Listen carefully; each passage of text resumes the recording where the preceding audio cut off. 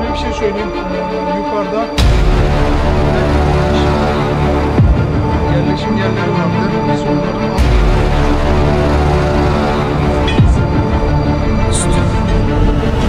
açılmış.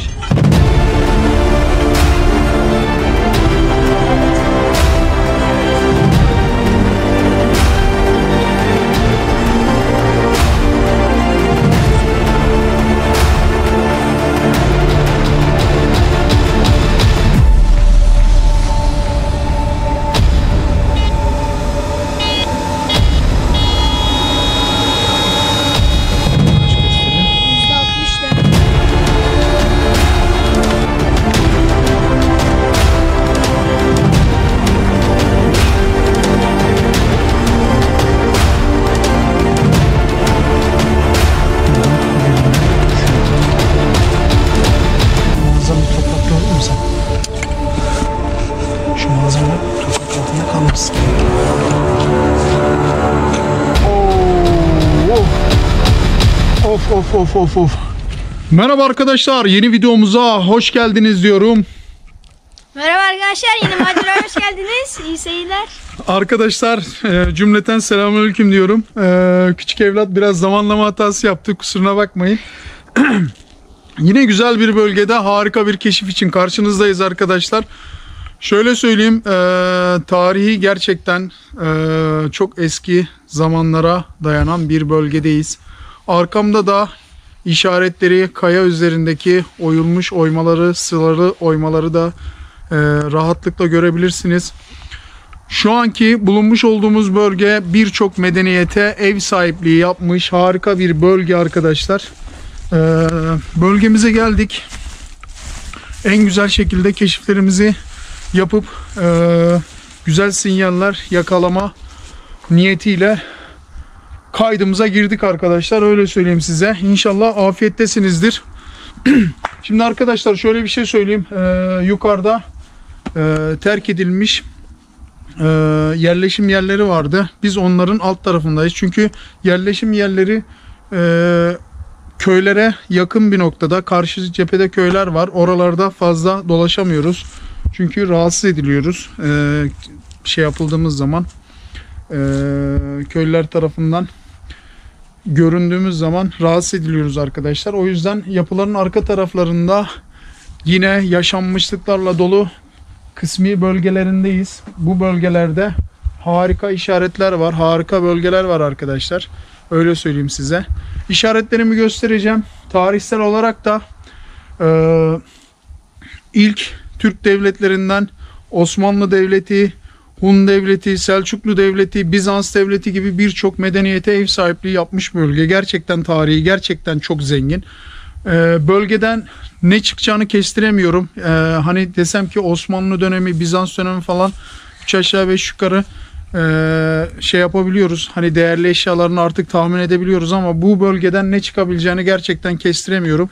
Bölge o kadar zengin ki hiçbir şekilde hiçbir medeniyet tarafından terk edilmemiş. En son zaten eşkıyalar da kullanmış ve bölgeden ayrılmışlar. Tabi devletler, savaşlar bitmiş. Artık herkes yerleşik hayata geçtiği için de devletler buraları terk etmek zorunda kalan eşkıyalar tarafından da temizlenerek bu halde bırakılmış. Tarihsel olarak tarihini koruyan bir bölge. Evet, onu da söyledikten sonra Küçük Junior'da açılış selamını verdikten sonra nasılsın?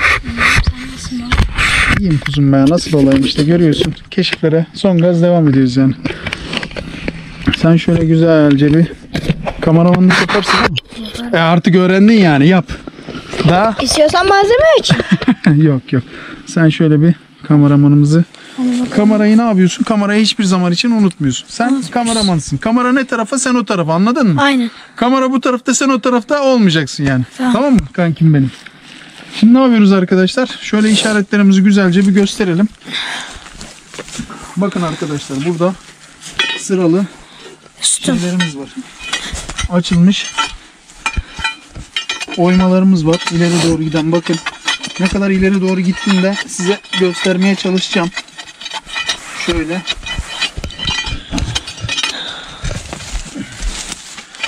Evet, sen de şöyle eğil. Hem oymaları görsünler. Şöyle.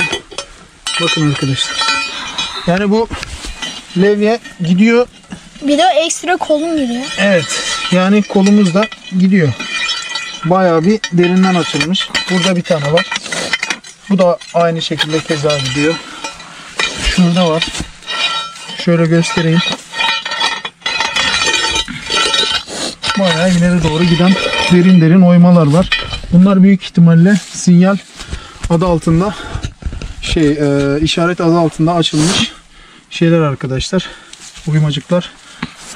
Veya bu kayaları yerinden oynatmak amaçlı da açılmış olabilir. Günümüz insanın kullanmış olduğu teknoloji gerçekten harikulade bir teknolojiye sahipmiş. İnsanlar fiziki olarak da teknoloji olarak da şu anki günümüzden gerçekten kat kat neylermiş? Öndelermiş. Bana göre öndelermiş. Niye öndelermiş diyorum arkadaşlar. Biz belki teknolojik malzemeler kullanıyoruz ama onlar düşünce ve fiziki kısıtlı şartlarda kullanmış olduğu teknolojik harikalarla gerçekten sanat yaratmışlar. Ve tarihte de bunu bu şekilde devam ettirmişler. Evet, şurada bir oymamız var. Oymayı görüyorsun. Bak, burada bir oymamız var. Bir işaretimiz var. Burada bir tane dikili taş var arkadaşlar. Bu biraz yön işaretine benzeyen bir taş. Hemen yukarıda oymaların devamı var. Şöyle oymaların devamını göstermek istiyorum size.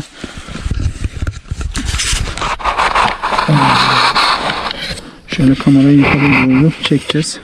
Hazırlıklarımızı yaptıktan sonra. Evet arkadaşlar, bakın. Şöyle göstereyim. Burası işaretlerle dolu kısmın üst tarafı arkadaşlar. Bakın şurada da ileriye doğru giden bir derin bir oyma var.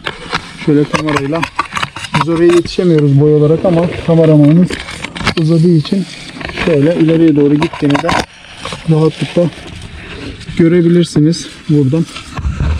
Evet, şuralarda arkadaşlar güzel bir kısımlarımız var. Bakın burada. Evet, şu yukarılarda şuradaki taşlar oyulmuş arkadaşlar. Öyle söyleyeyim size. Hemen bu alt kısımda burada bir sanki bir yapı varmış arkadaşlar. Şu kısımda bulunmuş olduğumuz kısımda bir yapı varmış. Yapı sanki dökülmüş, öğren yeri olmuş gibi. Hemen şöyle de devam ediyor. Şurada bir patika yol gibi bir kısım var. Burası böyle devam ediyor. Biz de ne yapacağız arkadaşlar? Burada sinyallerimize bakacağız. Evet. Hemen sen şöyle bir kardını al. Gardımı alayım. Kardını al. Güreş tutacağız seninle. Bu arada arkadaşlar 2 tane evladım var. Allah herkesin evladını bağışlasın. Akşam olunca baba yorulmuş demiyorlar. Hadi baba güreş, hadi baba güreş. Evde böyle bir güreş havasında tutuyoruz. Gardımı al derken ondan da kısaca bir bahsetmek istedim. Bilmiyorum, babalar evlatlarıyla bilmiyorum güreş tutuyordur yani. Tutuyor mudur? Bilmem. Tutuyor değil mi? Neyse, konumuza dönelim.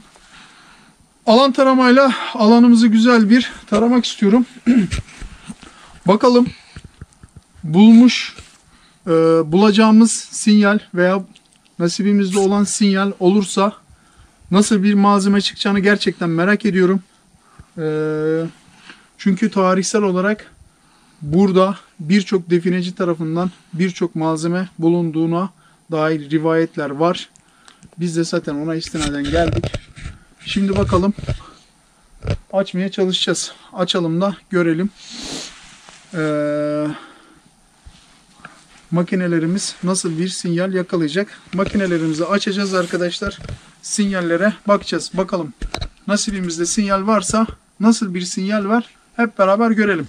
Alan taramamızı aktif edeceğim arkadaşlar. Bakalım ne kadarlık bir mesafede tur atacak. Alan tarama çünkü detaylı bir şekilde biliyorsunuz alan tarama özelliğine sahip. Alan taramanın gitmiş olduğu yöne doğru gidiyoruz. Sinyali yakaladığı anda zaten bize frekans olarak sinyalin burada olduğunu bildiriyor. Biz de hemen dedektörümüzde özel bir kontrol, yeraltı görüntülemeyle güzel bir grafiğine bakıyoruz ve malzememizi zarar görmeden gün yüzüne çıkarmaya çalışıyoruz. Hadi bakalım ya nasip.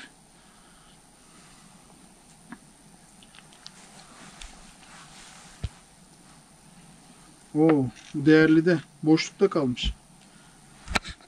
Değerliyi aldım arkadaşlar.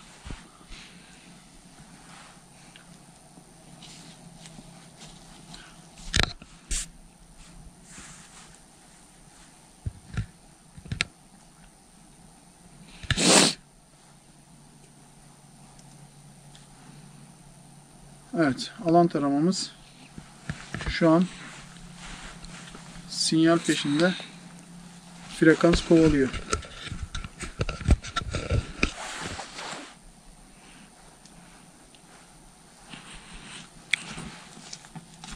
Dur bakalım, bu tarafı gösteriyor.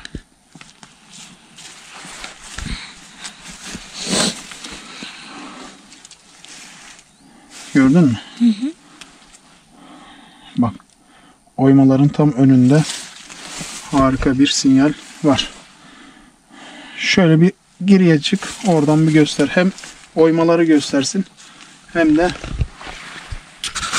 biraz aşağıdan eğil bakalım. Evet, güzel mi? Aynen, çok iyi çekiyor. Hemen bir oksitlenmeye bir bakalım.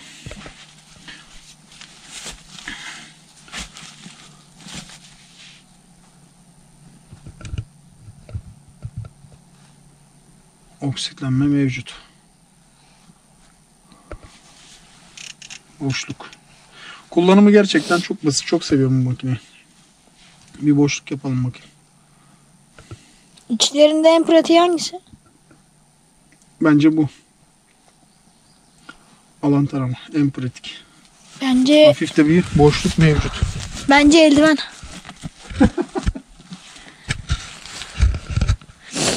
En hafif eldiven. Haksız Sen mı? hafifsel olarak mı söyledin? Aynen. Ben kullanışlı olarak söyledim. Hem kullanış olarak da takıyorum, bir daha çıkmıyor. Tabii canım. İşte çocuk haklı yani. Şurada da bir yön işareti var, görüyor musun? Burun gibi. Evet. Orada bir yön işareti var. Bunu fark etmedim bak ben. Demek ki dikkatli bakmamışım. Şu kesiciliği görüyor musun? Oturtturmuşlar. Evet. Ya bu oturtma değil de bu kayanın özelliği yani. Bir topraklama yapalım. Şöyle bir topraklama yapalım.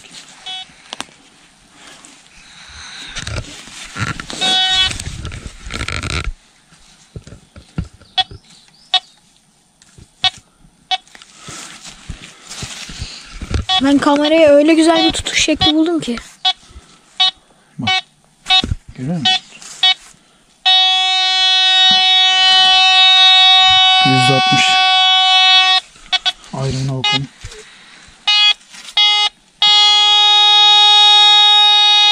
Kaç gösteriyor? %60 değerli. Ha. Evet. Hemen ne yapıyoruz? Olayımıza giriyoruz. Yeraltı görüntülemeyle güzel bir grafik Aynen. çıkarıyoruz değil mi? Evet. Bakalım nasıl bir grafik çıkacak. Malzeme grafiğine bakmak önemli. Bakalım. He? Bakalım. Bence de. Şunu da yanımıza alalım.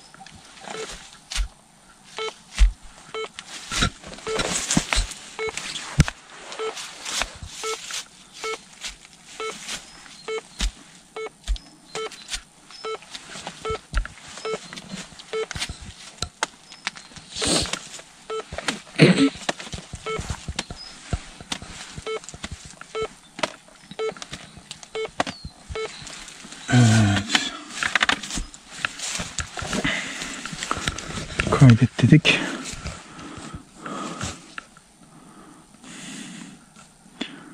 Bak buradan derinde, şurada derinde bir kırmızılık var. Görüyor musun? Şurada. Derinde. Şu kaya kısmında da bir boşluk var. Bak. Malzemeyi görüyor musun? Biraz derinde yani. Biraz diyor ki uğraştıracağım seni diyor yani. Birazcık ya. Evet, birazcık uğraştıracağım diyor. Ben bir de şeyine, pointer olayına bir bakalım bunun. He? Bakalım.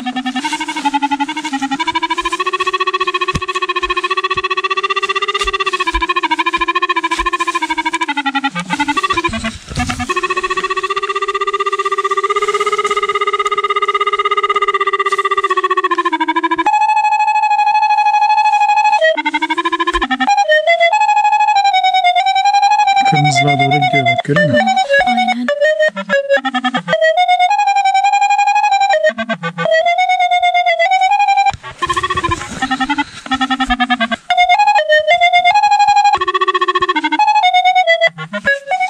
Malzeme bir gözüküyor bir gözükmüyor. Diyor ki ben diyor derindeyim diyor yani. Aynen öyle. Beni derine yerleştirdiler diyor. Ben diyor bayağı bir derindeyim diyor. Uğraştıracağım seni diyor. Aynen öyle. Şu oymalarımızı yakından ve yukarıdaki burnumuzu bir göster bakayım hadi. Kameramansın ya. Küçük defineci.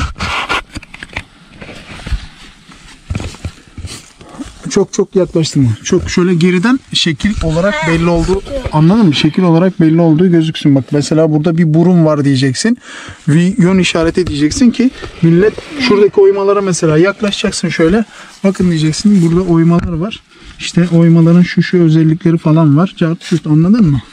Tamam. Sen öyle yap, ben de elimden olur mu kanki? Olur kanki.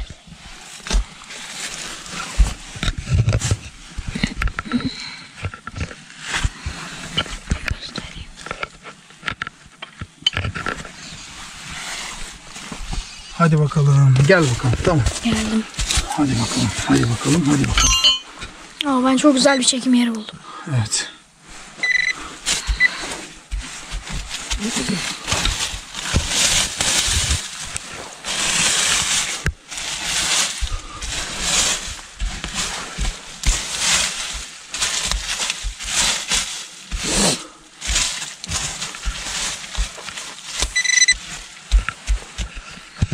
Sinyal aldığımız kısım. Toprağı da farklı, görüyor musun? Aynen. He? Evet. Sonradan koymuşlar üstüne. Değil mi? Baksana. Bak. Böyle güzel muazzam bir toprak gördün mü sen? Şu malzemeler toprak altında kalmasın.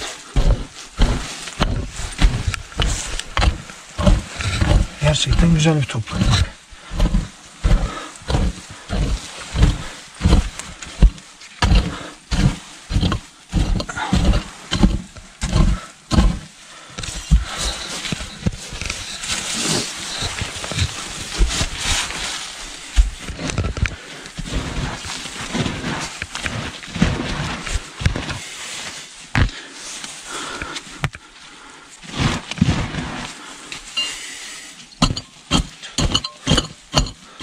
Toprak bayağı yumuşak ama. Şu kayanın dibine doğru girelim değil mi? Girelim.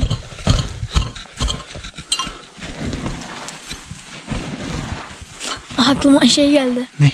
Çizgi filmlerde böyle hep toprak kazdıkları yerden sandık çıkar ya. Sandık mı? Ha, bizde de çıkıyormuş. Olabilir İçi ya. para altın dolu böyle. Oo. Bakalım ne çıkacak. Sinyaller güzel. Biraz derinde ama. Hı. Yapacak bir şey yok. Biliyor musun? Osmanlı'nın büyük hazinesi hala bulunmamış. Evet. Biz de arıyoruz işte şu an. Belki buradan çıkar. He? Tabii canım. Çıkar mı? Ben orayı diyorsun? bilmem. Çıkabilir, çıkmayabilir. Çıkar. Yani hani sen diyorsun ya eskiden yapılan şeyler şimdiye göre daha iyi diye. Evet. Şu anki teknolojiyle eskiden yapılan araştırmaları, saklanmaları veya yöntemleri şu anki teknolojiyle yapamıyorlar. Yapamıyorlar. Veya bulamıyorlar, çözemiyorlar. Evet. Bir tane ana kayaya denk geldik bu arada. Oo. Çıkarabilir miyiz peki? Bakacağız bakalım. Nasıl bir şey. Bakacağız.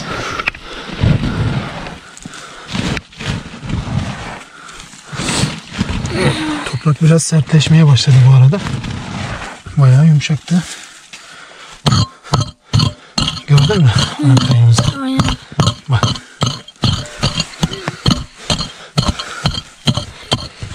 Bu iyi işaret. Bir gömünün olduğuna karşı bunlar bir delir. Bak sadece topraktan oluşmuyor. Bak görüyor musun taşlarımız? Şey de yapabilirler. Ne? Mesela define buradaymış görüntüsü vermek için onları da koymuş olabilirler. Tabii olabilir. Bak.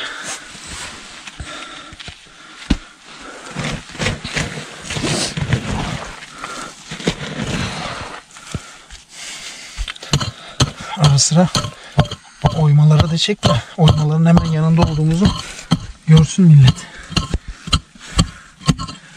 Ara sıra oraları da çekeyim. Aynen.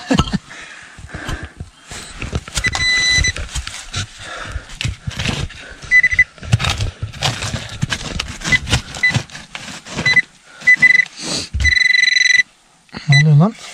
Malzemeye geldik. Vallahi. Harbiden mi? Baksana ötüyor. Pointerde bir sıkıntı yoksa ötüyor. Niye olsun canım?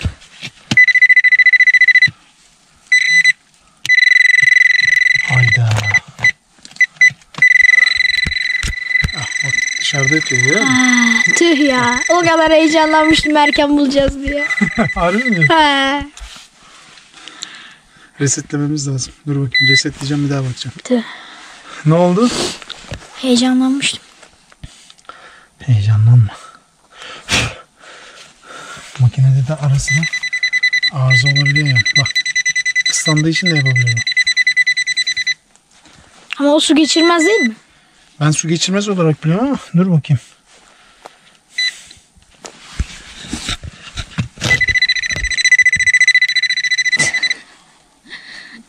Bence biz bugün pointeri kullanmayalım. Bak ötüyor. Bak boştayken ötüyor. Pointer are you okay?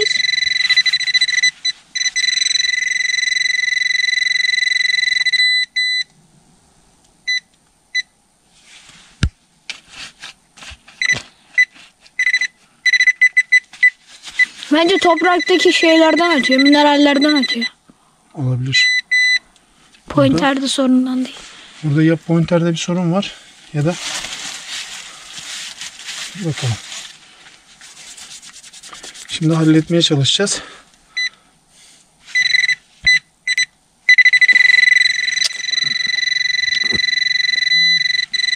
O şarj ediliyor, pili yok değil mi?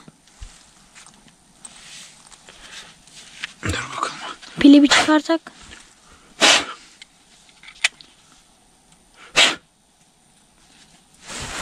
Pointerin ciğerlerini açtık.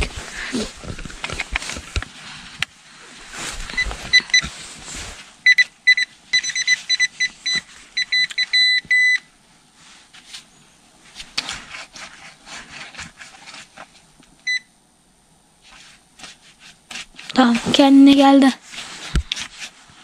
Bir tarhana çorbası yaparız, kendine gelir o. Bir daha tutsana aynı yere. Geliyor mu? Normale döndü. Aynen.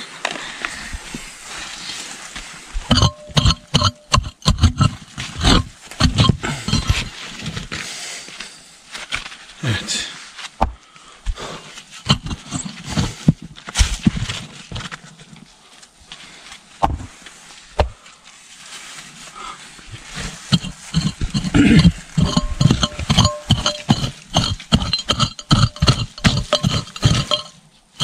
Bak bak bak bak bak. Kama şeklinde görüyor musun? Aynen. Hançer şeklinde. Biliyor musun eskiden taşlardan da hançerler. Taşları şey yaparlardı. Keskin taşlar vardı.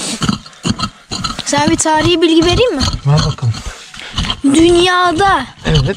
ilk kez demiri işleyip alet edevat haline getiren ilk medeniyet Türklermiş. Evet, doğrudur. İnanırım.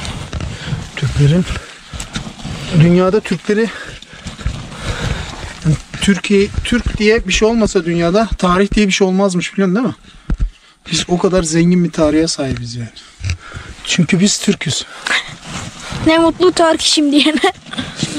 İngilizce'de şeyiz. Cumhuriyet Bayramı'nda biri çıktı diyor. Ne mutlu Turkish'im diyene. İngilizce söylemeye çalışıyor. Kendini kaybetmiş oluyor. Bu arada toprak tekrar yumuşamaya başladı. Oh. Evet. Yaklaşmış olabilir miyiz? Olabiliriz. Her an her şey olabilir kanki. He? Pointeri de kendine getirdik. Ne kadar çok çalıştırıyorsak pointeri isyan etmeye başladı. Yeter lan yeter. Hadi bakalım. Hadi bakalım. Allah bayağı da açtık ha. Bayağı derine indik. Ne kadar derine indik sence? Bence buraya bizim küçük enişte sığar. Şu 40 santim, 50-60 santim falan derindeyiz şu an. Aynen. 60 santimlik derine indik. Dur bakalım.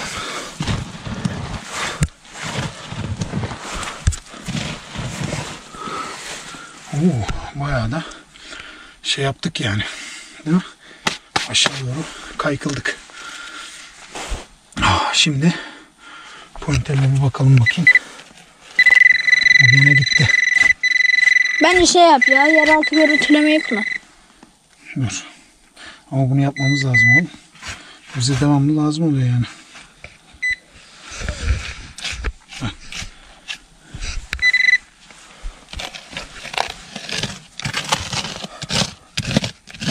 Kemik mi o? Yok. Ha. Birkaç tane daha ana kaya var sanırım.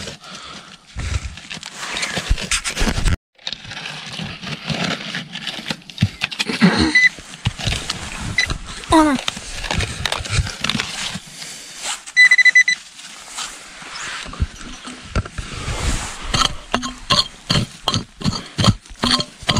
Bak şurada da bir taş var, görüyor musun? Gördüm.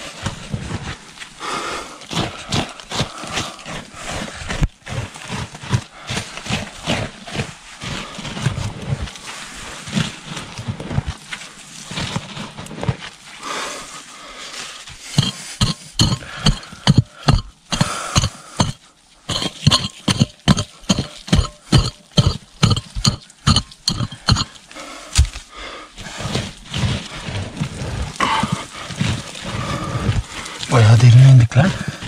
Değil mi? Bak yine bir taş çıktı. Bak görüyor musun?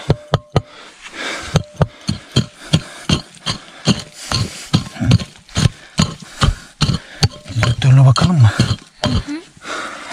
Bak. Dedektör de değil mi? Dedektörle bir bakayım dur.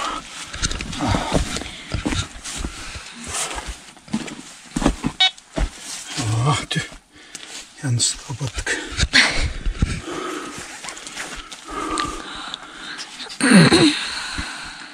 Açılsın. Aziz K37. Yoruldum ben. Harbiden yoruldum. Sen şöyle bir... Sakin ol şampiyon.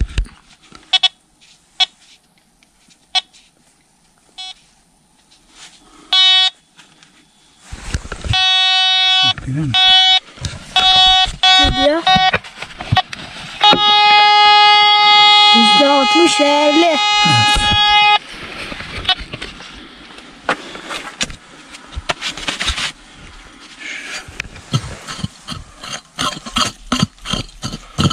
gözüküyor değil mi? Hı? Net görüyorsun değil mi? Görüyorum ya. Hadi bakalım. Bak görüyor musun? Hı hı. Bir tane daha taşımız çıktı.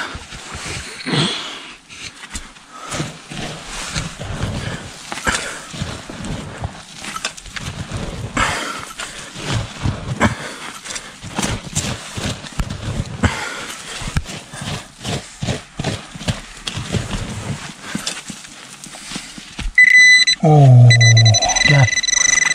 Hani? Bak deliriyor. Bak bozuk değil biliyor musun? Aynen.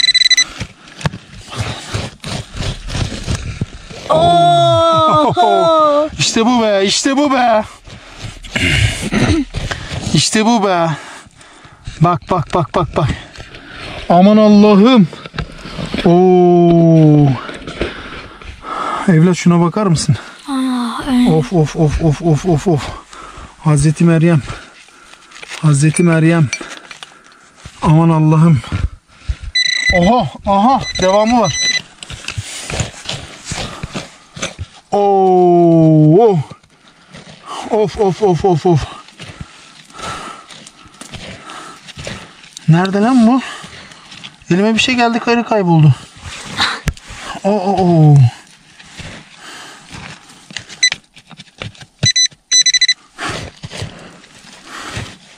Aha. Of. Bak. Aman Allah'ım. O ne? Of.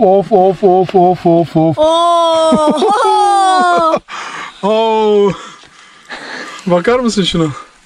Sarılar. Hadi bakalım. Bak bakayım başka bir şey var mı? Oo. Daha devam ediyor. Oo. Nedir bizim bu şansımız? Hem de altın sarıdan bak. Aynen. Sapsarı. Görüyor musun? Nasıl bir güzellik. Harika. Başka bir şey var mı?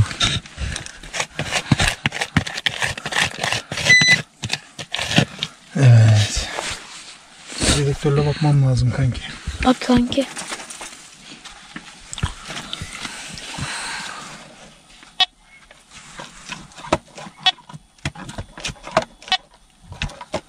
Yok. Sinyal buraya kadar. Aynen. Getir bakayım. Getir. Al. 2 tane sarı. Evet arkadaşlar, 2 tane sarı.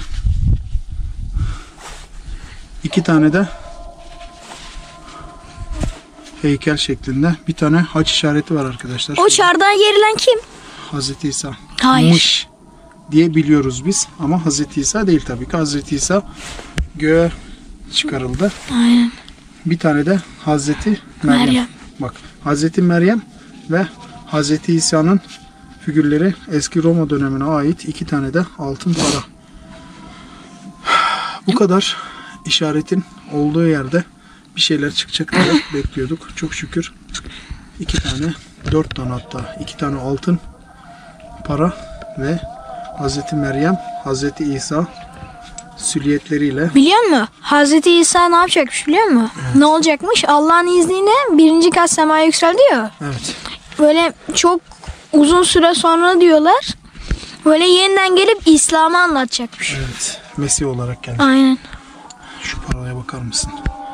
İnşallah tez zamanda şeytanın bütün ayak oyunlarından kurtulacak dereceye geliriz. İnşallah. Evet. Harika bir para. Görüyor musun? Süper ya. Bak, bir İsa ve bir Hazreti İsa çarmıha gerilmiş vaziyette, haç işareti ve Meryem ve para. Süper. Evet arkadaşlar, değerli yorumlarınızı bekliyorum. İşaretlerin bol olduğu, medeniyetlerin çok olduğu, çok yaşamış olduğu, tarihin çok zengin olduğu bölgeden yine harika güzel malzemeler bulduk. Gün yüzüne çıkardık. Ne diyoruz? Değerli yorumlarınızı bekliyoruz. Sizleri seviyoruz. Bir sonraki maceramızda görüşmek dileğiyle diyoruz. Allah'a emanet olun. Hoşça kalın arkadaşlar.